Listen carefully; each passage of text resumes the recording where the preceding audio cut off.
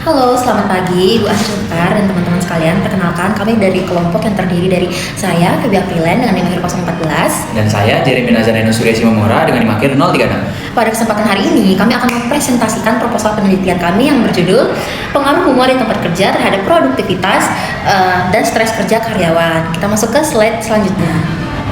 Nah, jadi sebelum kita masuk ke isi, izinin saya buat jelasin dulu alur presentasi kita kali ini. Jadi presentasi ini tuh bakal dibagi jadi 6 bagian. Yang pertama itu adalah latar belakang, lalu yang kedua adalah rumusan masalah dan juga tujuan, lalu yang ketiga itu adalah tinjauan pustakanya. Nah, di sini. Lalu yang keempat adalah hipotesis, yang kelima adalah metode penelitian, dan yang terakhir adalah kesimpulan dari penelitian ini. Oke, kita mulai dari latar belakang dulu ya.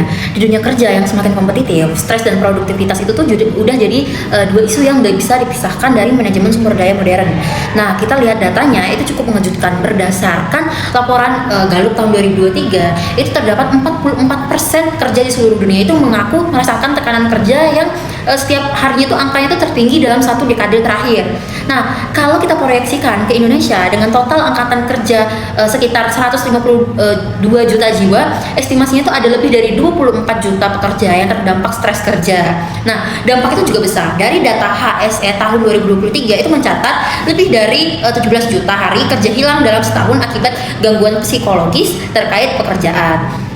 Dan di Indonesia itu sendiri, penelitian Samati dan Sonda tahun 2025 itu mengemukakan korelasi negatif antara stres dan produktivitas sebesar 0,46. Artinya, semakin tinggi stres, semakin turun produktivitas karyawan. Nah, yang menarik dari semua itu adalah penelitian MSDM di Indonesia belum ada satupun yang mencoba menempatkan humor di tempat kerja sebagai faktor yang bisa mempengaruhi keduanya sekaligus. Nah, inilah yang menjadi celah atau gap penelitian yang ingin kami isi. Nah, jadi kali ini aku mau bahas tentang rumusan masalah, tujuan, dan juga hipotesisnya. Dari celah penelitian tadi, yang mana itu adalah theoretical gap, kami merumuskan ada dua pertanyaan penelitian.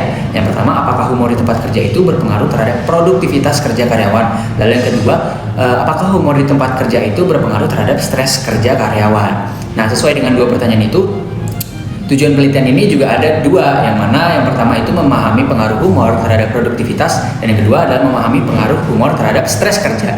Dari situ kami nurunkan dua hipotesis. Yang pertama adalah menyatakan H1 menyatakan bahwa humor di tempat kerja itu berpengaruh positif terhadap produktivitas kerja karyawan. Artinya semakin tinggi iklim humor yang positif, semakin tinggi pula produktivitas yang dirasakan. Lalu H2-nya itu menyatakan bahwa humor di tempat kerja berpengaruh negatif terhadap stres kerja karyawan. Artinya semakin banyak humor yang sehat di tempat kerja, semakin rendah tingkat stres karyawannya juga. Oke, selanjutnya bagian saya. Kita masuk ke tinjauan pustaka. Jadi di tinjauan pustaka ini terdapat 4 konsep utama yang menjadi fondasi penelitian ini. Yang pertama itu adalah humor di tempat kerja sebagai variabel X. Menurut Romeo dan Kreutzherz tahun 2006, humor di tempat kerja adalah komunikasi bernuansa lucu yang menghasilkan respon positif bagi individu maupun organisasi. Nah, fokus kami ada pada dua jenis humor yang bersifat positif, yaitu affiliative humor yang mempererat hubungan, dan self-enriching humor yang membantu karyawan menghadapi tekanan. Yang kedua itu adalah produktivitas kerja sebagai Y1. Nah, Sedarmayanti tahun 2017 itu mendefinisikan sebagai perbandingan antara hasil yang dicapai dengan peran serta pegawai persatuan waktu. Nah, menariknya meta-analisis Mesmer, Magnus dan kawan-kawan tahun 2012 itu menemukan bahwa humor positif itu berkorelasi positif dengan kinerja dengan nilai R itu sebesar 0,36. Nah, yang ketiga itu adalah stres kerja sebagai Y2. Robbins dan Judge tahun 2019 itu mendefinisikannya sebagai kondisi dinamis di mana seseorang itu menghadapi tuntutan yang dianggap penting dan tidak pasti. Dan humor positif itu terbukti berkorelasi negatif dengan stres dengan nilai R sebesar minus 0,25. Nah, yang terakhir itu ada dua teori yang mendasari penelitian ini, yaitu Jobs Demands Resources teori ini. Teori dari Becker dan Demorti tahun 2007. Nah, mereka itu menempatkan humor sebagai personal resource yang membantu karyawan menyeimbangkan tuntutan pekerjaan, dan positif psikologi dari Seligman dan namanya saya taruh di atas aja, tahun 2000 itu menegaskan bahwa emosi positif seperti humor itu bukan sekedar efek dari keberhasilan, melainkan justru salah satu penyebab. Nah, dari tinjauan pusaka tadi, saya bakal melanjutin buat jelasin kerangka penelitian kita. Nah, secara visual ini, hubungan antar variabel bisa dilihat kayak yang di atas ini. Jadi, humor di tempat kerja itu sebagai variabel X, menjadi satu-satunya variabel bebas dalam penelitian ini. Nah, jadi ini sebagai variabel independennya. Lalu dari sini juga dari X itu ada dua jalur pengaruh. Yang jalur pertama itu bakal menuju ke produktivitas kerja atau Y1. Dan ini adalah H1 kita dengan arah pengaruh yang positif. Jadi ini menunjukkan bahwa dari X ke Y1 itu memiliki pengaruh dan itu berpengaruh positif. Nah, lalu jalur kedua itu menuju ke stres kerja atau Y2 tadi. Nah, ini adalah hipotesis kedua kita dengan arah pengaruh yang negatif. Jadi ini membuktikan bahwa ada pengaruh negatif terhadap Y2 dari X gitu. Nah, jadi sederhananya kita tuh menduga bahwa semakin baik iklim humor di tempat kerja, produktivitas itu bakal naik dan stres bakal turun. Kerangka ini itu bisa kita dapetin karena udah kita adaptasi dari Mesmer Magnus dan kawan-kawan pada tahun 2012, lalu dari Robert dan Will Banks pada tahun 2012, serta Becker dan Debrauty dari tahun 2007. Oke, tadi kan udah dijelasin sama teman saya. Selanjutnya kita masuk ke metode penelitiannya. Penelitian ini tuh menggunakan strategi survei dengan kuesioner berskala Likert 1 sampai 5 sebagai instrumen utamanya. Nah, lokasi penelitian kami itu ada di PT Yamaha Indonesia Motor Manufacturing di Pulau Gadung, Jakarta Timur. Alasan pemilihan lokasi ini tuh kita ada dua. Yang pertama itu adalah perusahaan ini tuh sudah pernah dijadikan objek penelitian stres dan produktivitas sebelumnya. Jadi ada dasar empiris yang kuat. Yang kedua itu sebagai perusahaan manufaktur berskala besar, tuntutan kerjanya itu relatif tinggi sehingga relevan untuk menguji peran humor dalam mengurangi stres dan meningkatkan produktivitas. Jadi unit analisis kami itu adalah individu yang masing-masing karyawan sebagai responden.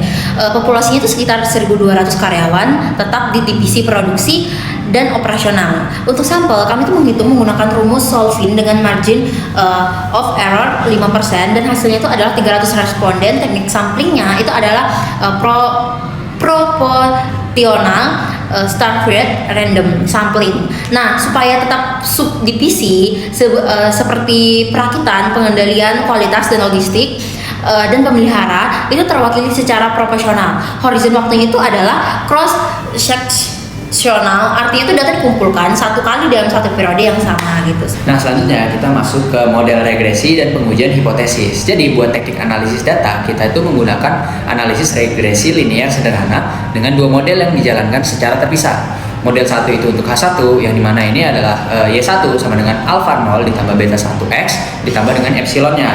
Nah, model ini tuh menguji pengaruh humor terhadap produktivitas kerja. Dan H1 itu diterima apabila koefisien beta 1 itu bernilai positif dan signifikan dengan P yang mana lebih kecil dari 0,05. Lalu selanjutnya adalah model kedua, itu adalah untuk H2 yang mana Y2 itu sama dengan alpha 0 ditambah beta 2X ditambah epsilon. Nah, model ini itu dipakai buat menguji pengaruh humor terhadap stres kerja. H2 itu bisa diterima apabila koefisien beta 2 itu bernilai negatif dan signifikan dengan P yang mana lebih kecil dari 0,05. Nah, sebelum kedua model itu benar-benar dijalankan, ada tahap analisis yang harus dilalui dulu, dimulai dari statistik deskriptif buat menggambarkan karakteristik responden. Lalu ada juga uji normalitas menggunakan Kolmogorov-Smirnov yang mana selanjutnya itu bakal dilanjutin sama uji heteroskedasititas menggunakan Glaser. Setelah itu baru regresi linear sederhana plus uji T-nya dan terakhir itu masuk ke koefisien determinasi R kuadrat buat ngukur seberapa besar sih kontribusi variabel X terhadap masing-masing modelnya. Oke, selanjutnya, jadi penelitian kami ini juga didukung oleh 5 referensi utama yang relevan. Yang pertama itu ada Mesmer, Magnus dan kawan-kawan tahun 2012. Yang itu mereka tuh melakukan meta analisis terhadap 4 studi dengan total 8.532 responden, dan hasilnya tuh konsisten. Humor positif itu meningkatkan kinerja dengan R sebesar 0,36 dan menurunkan stres dengan R sebesar minus 0,25. Yang kedua itu ada Robert dan Wilbanks tahun 2012. Nah, mereka tuh mengembangkan humor climate theory yang menjelaskan bahwa iklim humor positif itu di tempat kerja itu bersifat siklikal dan mendorong ketertarikan kerja. Nah, yang ketiga ini ada Romeo dan Churchurch tahun 2006. Itu mengidentifikasikan 5 fungsi humor, yaitu menurunkan stres, memperkuat kepemimpinan, mempererat tim, meningkatkan komunikasi, dan memperkuat budaya organisasi.